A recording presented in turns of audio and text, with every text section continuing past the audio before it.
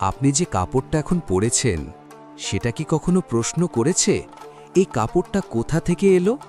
কত হাতের পরিশ্রম, কত ধাপের মধ্য দিয়ে একটা সাধারণ কাপড় পরিণত হয় আমাদের পরনের পোশাকে?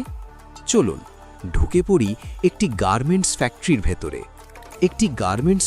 ভেতরে, যেখানে কাঁচা মাল থেকে ধাপে ধাপে তৈরি হয় আমাদের দৈনন্দিন জীবনের সবচেয়ে প্রয়োজনীয় জিনিস, কাপড়।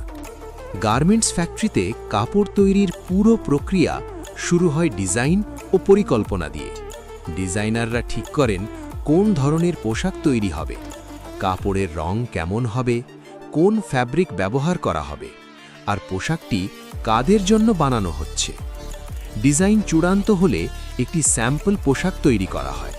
এই স্যাম্পল পরীক্ষা করে দেখা হয় ফিটিং, আরাম এবং সৌন্দর্য ঠিক আছে কিনা। সবকিছু ঠিক থাকে উৎপাদনের অনুমতি দেওয়া হয়। এরপর ফ্যাক্টরিতে আসে কাঁচামাল। গার্মেন্টস শিল্পের প্রধান কাঁচামাল হল কাপড়। এই কাপড় দেশীয় টেক্সটাইল মিল অথবা বিদেশ থেকে আমদানি করা হয়। কাপড় আসার সঙ্গে সঙ্গে কোয়ালিটি কন্ট্রোল টিম প্রতিটি রোল ভালোভাবে পরীক্ষা করে।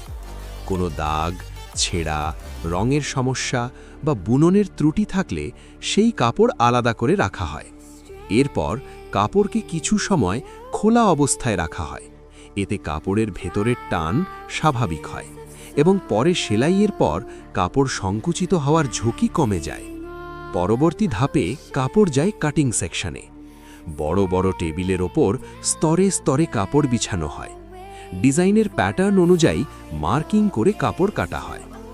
আধুনিক গার্মেন্টস ফ্যাক্টরিতে স্বয়ংক্রিয় কাটিং মেশিন ব্যবহার করা হয়। এই মেশিনগুলো খুব নিখুঁতভাবে হাজার হাজার কাপড় একসাথে কেটে ফেলতে পারে। কিছু ক্ষেত্রে দক্ষ শ্রমিকরাও হাতে কাটিং করে থাকেন। কাটিং শেষ হলে প্রতিটি অংশ আলাদা করে বান্ডিল করা হয়। এরপর এই বান্ডিলগুলো পাঠানো হয় সেলাই সেকশনে। সেলাই সেকশন হল গার্মেন্টস ফ্যাক্টরির সবচেয়ে ব্যস্ত জায়গা। এখানেই কাটা কাপড় একটি পূর্ণ পোশাকের রূপ নেয়।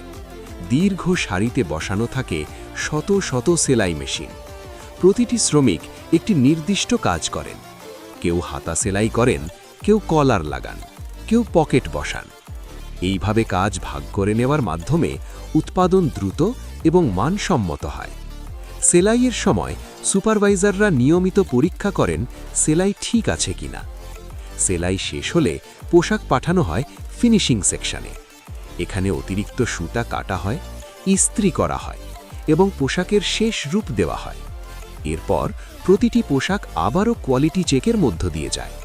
সাইজ, সেলাই, রং সবকিছু ঠিক থাকলেই পোশাক প্যাকেজিংয়ের জন্য পাঠানো হয়।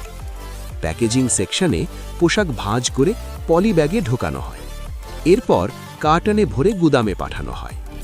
গুদাম থেকে এই কাপড়গুলো পাঠানো হয় দেশের বিভিন্ন দোকানে অথবা বিদেশে রপ্তানির জন্য। এই দীর্ঘ প্রক্রিয়ার মধ্য দিয়েই গার্মেন্টস ফ্যাক্টরিতে তৈরি হয় আমাদের প্রতিদিনের পোশাক। এখন থেকে যখনই আপনি নতুন কাপড় পরবেন, মনে রাখবেন এই কাপড়ের পেছনে আছে হাজারো মানুষের পরিশ্রম এবং একটি বিশাল ফ্যাক্টরির গল্প।